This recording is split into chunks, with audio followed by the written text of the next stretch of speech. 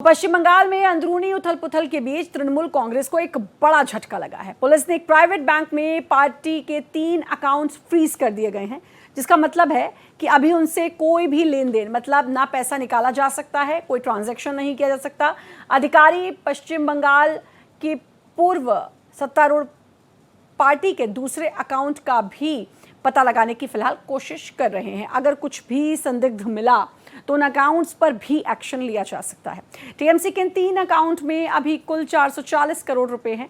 तृणमूल के इन bank account से हुए लेन देन कई दिनों से विवाद का विषय थे। हाल ही में पार्टी के पूर्व कोषाध्यक्ष अरूप विश्वास ने बैंक को पत्र लिखकर सभी वित्तीय लेन देन पर कुछ समय के लिए रोक लगाने का आग्रह किया।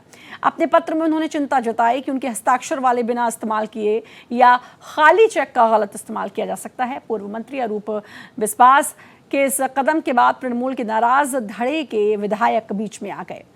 ऋतव्रत तृणमूल कैंप से जुड़े विधायकों ने Bidhannagar police cyber crime station में लिखित शिकायत दर्ज कराई। 3 प्राइवेट बैंक अकाउंट के नंबर बताते हुए उन्होंने आशंका जताई कि इन अकाउंट में सत्ता का गलत इस्तेमाल करके गैर कानूनी तरीके से या अनजान स्रोत से बड़ी रकम जमा की गई। उन्हें यह भी डर था कि बिना जल्दी जांच के इस डिजिटल सबूत को नष्ट या ट्रांसफर किया जा सकता है। तो एक ये बड़ा झटका तृणमूल कांग्रेस को लगा है। हालांकि तृणमूल कांग्रेस छोड़ने का टीएमसी छोड़ने के लगातार जो विधायक सांसद हैं वो छोड़ते जा रहे हैं, लेकिन इस बीच अब देखिए एक 3 बैंक खातों पर रोक लगी है, जिससे अब कोई जो ट्रांजैक्शन है वो नहीं कर पाएंगे। तो बड़ा झटका जो है वो लगा है अब तृणमूल कांग्रेस को। और आपको बता दें कि 3 बैंक खाते सीज हो चुके हैं। अधिकारियों को डर था कि इससे सबूत मिटाए जा सकते हैं, डिजिटली नष्ट किए जा सकते हैं, इसलिए इन खातों को सीज किया है। अभी भी और कहीं ऐसे कुछ खाते हैं, उनको भी अब खोजा जा रहा है। तो टीएमसी की मुश्किलें अब लगातार बढ़ती जा रही हैं। कभी विधायक छोड़ रहे हैं, कभी सांसद छोड़ रहे हैं, और अब जो बैंक खाते थे वो भी फ्रीज हो रहे हैं, क्योंकि धांधली का आरोप तो टीएमसी पर लगता ही जा रहा है।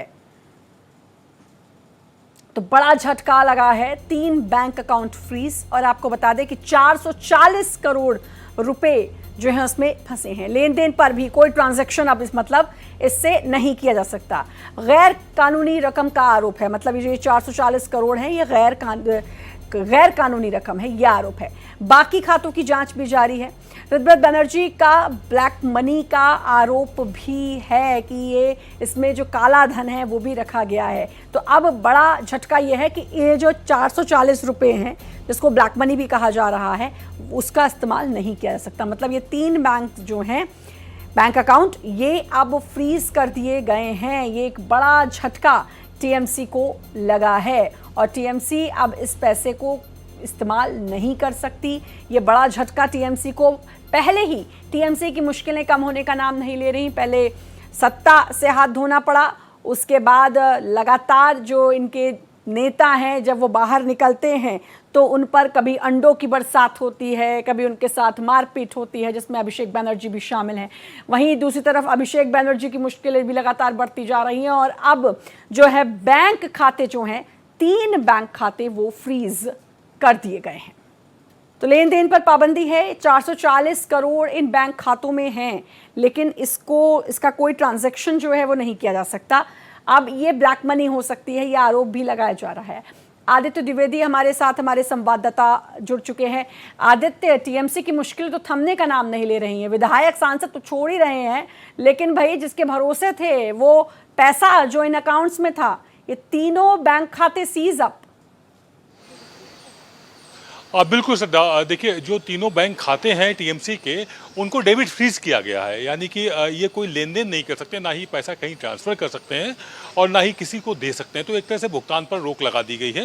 ये एक बड़ा एक्शन हुआ है और ये एक्शन भी तब हुआ है जब उसके पूर्व कोषाध्यक्ष पार्टी के अरूप ने एक आरोप लगाया है कि इसमें ये जाँच की जाए, पैसा आया कहाँ से। एक तरह से उन्होंने इसको संदेह के घेरे में ले आए हैं कि इसमें पैसा कहीं गलत सिस्टम से आया हुआ है, उसकी जाँच होनी चाहिए और कहाँ भुगतान किया गया इसकी भी जाँच होनी चाहिए। इसके बाद तमिलनाडु माफ़ी चाहूँगा पश्चिम बंगाल पुलिस ने उस पर एक्शन लिया और बैंक में उस एप्लीकेशन के बिहाफ पर बैंक को डेबिट फ्रीज करने को कहा गया। अब फिलहाल तीनों खाते डेबिट फ्रीज हैं। 440 करोड़ की टीएमसी की जो अमाउंट है वो पूरी तरह से फ्रीज कर दिया गया है। अब ऐसे में कोई भी लेन देन या किसी भी तरह से खर्च करने की अगर कोई ज़रूरत पड़ती है तो टीएमसी का नहीं कर पाएगी। और आने वाले समय में अब जब जांच आगे बढ़ चुकी है और इसमें एक भी लेन देन अगर गड़बड़ पाया गया तो पुलिस फिर अपना और बड़ा एक्शन लेगी, उसमें ईडी भी इन्वॉल्व हो सकती है। और फिलहाल कोई रिएक्शन आया इस पूरे मामले पर जब अकाउंट्स फ्रीज हुए हैं उसके बाद? और देखिए इसको टीएमसी के नेता इसको एक द्वेष भाव से और बदले की भावना से की गई कार्रवाई कर रहे हैं। उनका ये कहना है कि जब हमने जिसने शिकायत की है उसको पार्टी से निष्कासित कर दिया था, कोषाध्यक्ष पद से उसको हटा दिया था, तो ऐसे में उसके द्वारा दी गई एप्लीकेशन पर एक्शन लेना कहीं ना कहीं बायस्ड होकर के ऐसा किया जा रहा है, पूर्वाग्रह से ग्रसित होकर के ये एक्शन सरकार के द्वारा लिया गया है, तो वो सरकार पर हमला कर रहे हैं। जी श्रद्धा, बिल्कुल, मतलब ये कहा जा सकता है कि टीएमसी की मुश्किलें जो हैं वो थमने का नाम नहीं ले रही और अब जांच में क्या पाया जाएगा, जो ये बैंक अकाउंट्स फ्रीज किए हैं, ये देखने वाली बात होगी। बहुत बहुत शुक्रिया आपका आदित्य, तमाम जानकारी देने के लिए।